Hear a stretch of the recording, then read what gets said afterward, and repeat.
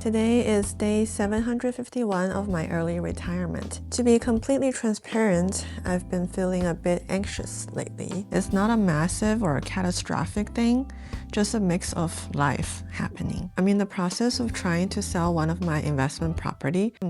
There's been some back and forth and a lot of uncertainties. On top of that, my health hasn't been 100%, which started messing up with my mood and then my sleep. And you know how it goes. Started going down a rabbit hole.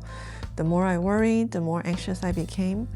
Even though I already know I did everything within my control, no more actions from my side, but my mind just cannot stop overthinking and fearing of the future. I don't know if the algorithm has been overhearing me lately. Most likely it is. My feed recently recommended me a book called The Power of Now. It actually helped me break my anxiety loop. The book points out something so true. Have you ever noticed that we almost never actually live in the present? We're always living somewhere else. We're eating, we're thinking about work. When we're working, we wish it's time to clock out. We scroll through our phones while sitting with our families.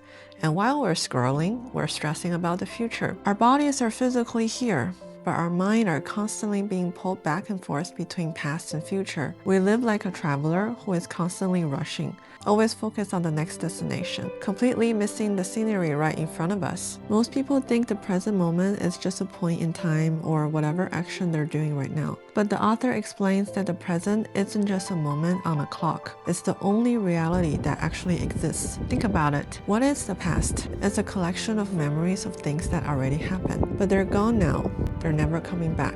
And what is the future? It's a projection, a mental imagination of things that haven't happened yet. Whether you're worrying about tomorrow, hoping for the best, or fearing the worst, it's all an illusion created by your mind. It might happen, it might not. The only thing we know for sure is that right here, right now, the future isn't real. Once you strip away the past and the future, the now is all you have left. But our minds are like machines that never turn off. As long as we're awake, it's constantly spinning, manufacturing new thoughts, creating ideas, and fabricating problems.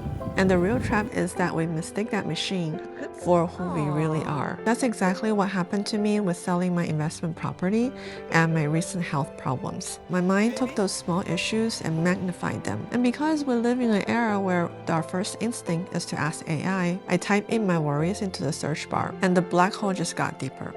The AI started generating scenarios and complexities I haven't even thought of or know could exist. That's when these concepts I learned from the book became my survival guide.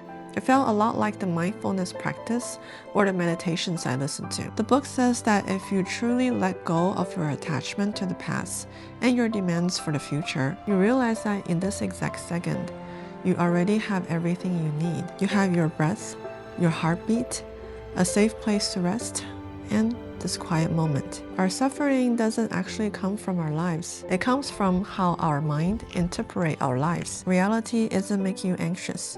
Your imagination of the future is. The past isn't hurting you. Your grip on the past is. So the most powerful tool I've been practicing is learning to step outside of myself, to look at my thoughts from a third-person perspective, like a detached observer. No judgment. Not following them down a rabbit hole. Just watching the thoughts flow by like clouds in the sky, arriving and then leaving. Trust me, it is so much harder than it sounds, and it takes practice. But when you do it consistently, sometimes it works. The funny thing is, after a few days of practicing this, everything naturally sorted itself out. I actually found a good backup plan for my investment property. It is again in motion.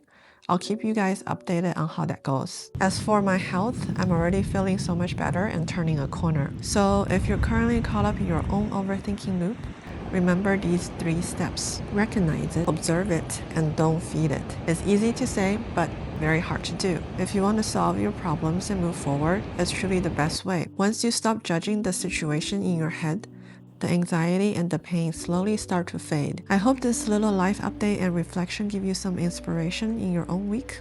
Thanks for being here. I'll see you in the next video. Bye bye.